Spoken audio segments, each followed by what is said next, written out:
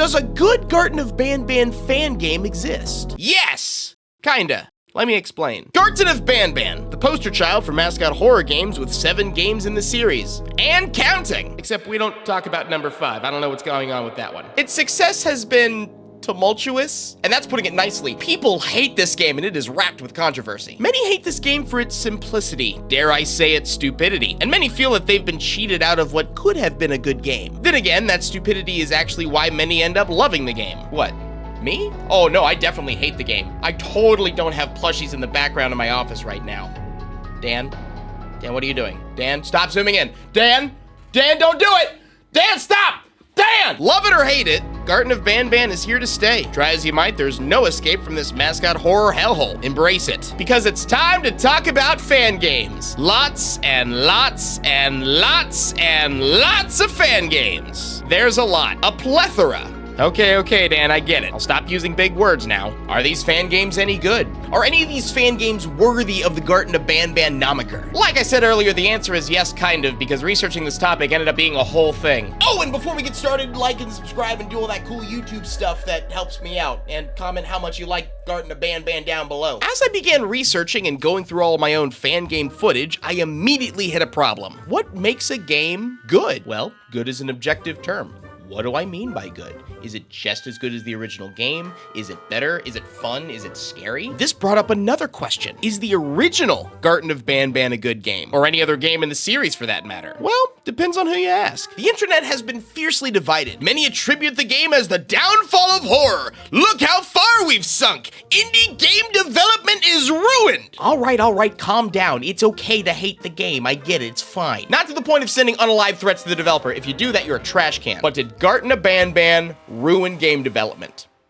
No. Do you think we didn't have games like this in the past? Do you think we weren't putting ponies in terrible horror games a decade ago? Are we going to pretend my old Slendy Tubby series doesn't have hundreds of thousands of views? We still have inspired games coming out of the indie community to this day. There are plenty of issues in the gaming industry in general, but come on, we're still eating good. Garten has been put on this high pedestal as the pinnacle of what is wrong with indie game development, when really I think it was just in the wrong place at the wrong time. Those who love Garten games do so because, well, they're goofy. They're extremely memeable. Some of these memes are indeed based on how bad the game is or how bad the designs are, which is ironic, but that's the internet being the internet. All that being said, to determine if we can find a good Garten of Banban fan game, do we first have to identify whether or not Garten of Banban itself is good? I really don't think so. Just because an original property is bad doesn't necessarily make its deviations also bad. It's just not very common because fan games usually derive from beloved games. Sorry, that was long-winded, but I felt like it was an important question to address. If I didn't, I feel like the comment section of this video would have been spicier than usual. But with all that out of the way, we can actually get to the thesis of this video. Does a good Garten of Banban fan game exist? Now, I've played dozens of Garten of Banban fan games. Way too many to go over every single one individually. Otherwise, this video would be 3 hours long and Dan would hate me. Nah, Sam, I wouldn't hate you. I just loathe you. I loathe you from the darkest pits of my soul. Or I just do it because you're paying me. It's one or the other. Let's separate them into 2 main categories to make them easier to digest. Fan games that are copies and fan games that, well, aren't copies. But Sam, what's the difference? I'm glad you asked, you dumb idiot. I'm classifying the copies as the ones that closely follow the original Garten of Banban games in its story, map, and/or general gameplay. Games that don't deviate much from the original series. For example, think of Five Nights at Wario's being a copy of the OG Five Nights at Freddy's. Office, cameras, phone guy, jump scares. You get the picture. The, not copies, I couldn't think of a better name there, are the ones that have much more deviation. Different maps, different gameplay directions, games that are more inspired rather than copied. I left it as a pretty broad catch-all category. Think of the joy of creation. Still FNAF, but very different in presentation. The new game My Pop Goes. Part FNAF, part Tamagotchi Weasel. I felt it was important to break these games up into categories because my 10 years of experience as a subpar gamer on the internet shows that fan game presentation can be very broad in gameplay and design, and we may need to view each category in a different light. 2 different fan games may be amazing, but for completely different reasons. I thought about making a category of scary Garten games, but let's be honest. Unless you're a 5-year-old diaper-pooping baby, like me, Garten of Banban really isn't scary. It's technically a horror game, I guess? For milky sipping whippersnappers begging mommy for the iPad. Okay, Dan, I get it. Stop. To use my Pop Goes again as another great example here, it's a FNAF-inspired game, but the primary gameplay is making sure that your pet weasel is getting enough pixelated pizza pies. It's not very heavy-handed on the horror now, is it? Neat game, though. I wanted to focus on the enjoyment of the average gamer rather than use horror as a major deciding factor on whether or not a game is good or not. So let's start with the carbon copies, the games that attempt to faithfully recreate or at least closely resemble Garten of Banban without too much change. These games make up a majority of the Banban fan games. I went back through each of my old Garten of Banban videos and live streams and found that 59% would fit into this category. Yeah, that's right. I did the math. But what actually makes a copy fan game good? Honestly, it might be easier to cover what makes a copy fan game bad. As I began researching and going through all my own fan game footage, I immediately had a problem. Out of all the Garten of Banban games, the original is the one most commonly used as a main source of inspiration, and it's not too hard to figure out why. As the first one in the series, it's the one people know the most, it's the shortest, and it's the easiest to replicate. Maybe too easy to replicate. I think I've played through maybe 24 exact replicas of Garten of Banban that looked like they came from weird alternate timelines in the multiverse. The biggest problem here is nothing was really different. The map, the key cards, the drone, the same lame attempt to make Opila Bird creepy by having her stare at you, and then when you come too close, she disappears behind the corner as if I've never seen this done in any game before! It makes you wonder why these recreations exist in the first place. Okay, that's a lie. I know why they exist. For funsies. These are game devs that really just like Garten of Banban and wanted to recreate the game out of tribute. Go figure. However, I did notice that there were a handful of Banban fan developers attempting to recreate Garten 1 with better graphics. And they did so with a very specific goal in mind. Make Garten of Banban look good. Because it's such a bad game, anyone can make a Garten of Banban good. The Garten of Banban devs are lazy, man. Oh, you sweet, naive fools.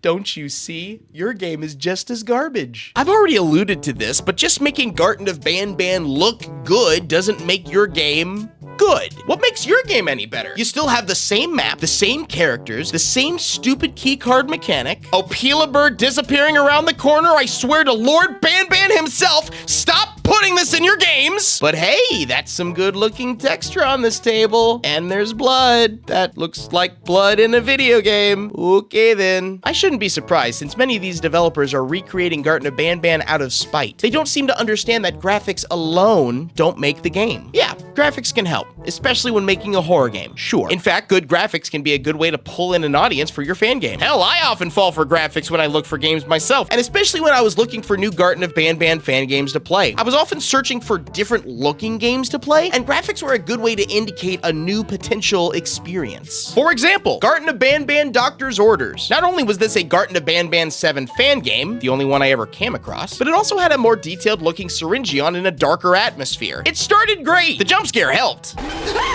Unfortunately, the game got boring pretty quick. The gameplay didn't live up to the initial hype, and ultimately I didn't finish it. Which is okay, by the way. The developer actually responded to the livestream saying sorry it was boring and that this was his first time making a game in Unreal Engine 4. I have great respect for anyone trying their hand at game development at any stage, so quite frankly, there's no need to apologize. But this is all to drive home the point that graphics alone doesn't automatically make a game good. I've seen many new aspiring game devs fall into this mistake, especially with all these Garten of Banban fan game developers. Graphics mean nothing to me if I'm playing the same game over and over and over and over and over and over. That's enough of me raking Garten copies over the coals. But is it possible to actually have a good Garten copy fan game? Like a Garten game that doesn't deviate too much from the original, but also doesn't make me throw up in my mouth every time I see that stupid bird disappear behind a corner? I think so. It's just hard to pull off. Fan games dedicated to their respective properties are unfortunately fighting an uphill battle. They will forever be constantly compared to their original OG properties. But it can work. Five Nights at Freddy's is the perfect example. After 10 years, we somehow haven't gotten bored of being a night guard. The trick is to keep giving us variety, which is exactly what Unique Geese's Garten of Banban fan game did. Reincarnated. Like any of these remakes, it's the Garten of Banban map with better graphics. A good chunk of the game is the same. Normally, this would be a recipe for disaster. I've made my disdain for monotony very apparent in this video already. But Unique Geese went out of his way to make additions to enhance the Garten of Banban 1 experience with new suspenseful play tubes and underground maze areas. The game is not without its issues, of course, because let's be honest, this is still Garten of Banban we're talking about here, but it's a step in the right direction for what makes a good fan game a good fan game. A change in direction. Enhancement that goes beyond what could be considered a basic remaster. There's also a few Garten copies on Dreams that are pretty neat. Spite of Spirits and The Dark Loop. These are the only copy games that I played where I felt the graphics really added to the experience. And the games being on Dreams only helped, since Dream games often feel like they have their own unique graphical style, especially when the Dream shaping assembly menu is used effectively. They also went with pushing Banban characters in a more animatronic way, which, although an obvious choice given the FNAF renaissance we find ourselves in, it didn't feel out of place. However, they did give us the ugliest Opila Birds I've ever seen. Alright, so we have a couple of contenders of what we might consider good Garten of Banban fan games. But can we do better? Buckle up, because it's time to talk about those fan games that really run wild. The Not Copies! Again, terrible category name. I'm sorry. But these are the games that have a reasonable deviation in either its story or gameplay, much more than the games we already talked about, and it makes it very clear that these games are trying to do its own thing despite having Garten of Banban characters and themes and anything else Banban. And that means we can get more specific when we're talking about these fan games, rather than pretend to analyze how Garten of Banban clone number 47 differs from Garten of Banban clone number 782. What makes a good deviation game that's not a copy? Maybe that's best answered by exploring some of the more unique ones I've found. Garten of Banban. Oh. This might be my favorite Garten of Banban fan game, because it's stupid. I don't even care if that sounds mean. This game is so stupid, it's awesome. Everything about this game is a joke, and that's the point. The game follows the same Garten of Banban 1 moments, but asks the important questions like, what if Jumbo Josh was a lime? I'm the large line man. I'm pulling down your left here. Look at me go. Hoo-wee! How about a throwback to an internet classic? The peanut butter jelly dude left me this? It's peanut butter jelly time! Garten of Parody, another joke Garten of Banban game. Go figure. I wanted to point this game out in particular because it was probably the most graphically interesting Banban fan game that I found. Almost going for this pixel comic book-like style. Not a great game though. Even though it did have goofy moments like bootleg Opila Bird, the actual gameplay mechanics ended up being a nightmare to navigate with a toy car section. My Dreams experience overall was interesting, as usual, and full disclosure, I wouldn't have it any other way. Most of these games were the usual carbon copy Garten of Banban 1 drivel that I talked about earlier, but as usual, I found the weird stuff. How would you like a Garten of Banban fan game inspired by the Olympics? This game was not good. But since I love playing weird games that are also bad, I'll give it a solid 10 out of 10. Oh, did none of those persuade you that Garten of Banban fan games are the greatest invention since canned bread? Wow, they have it!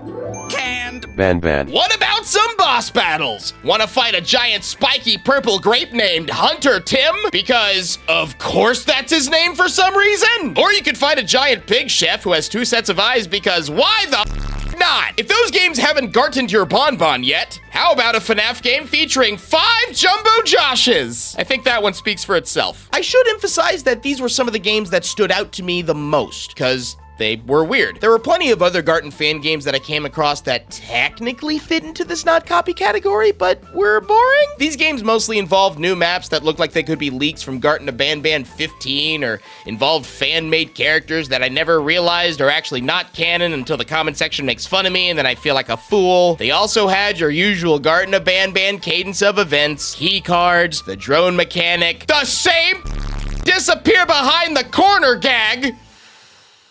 Okay, class, what have we learned? Is it possible for a good Garten of Banban fan game to exist? For those of you who said yes, kind of, good job! You've been paying attention! Gold stars all around! But why? I think we can boil it down to one word.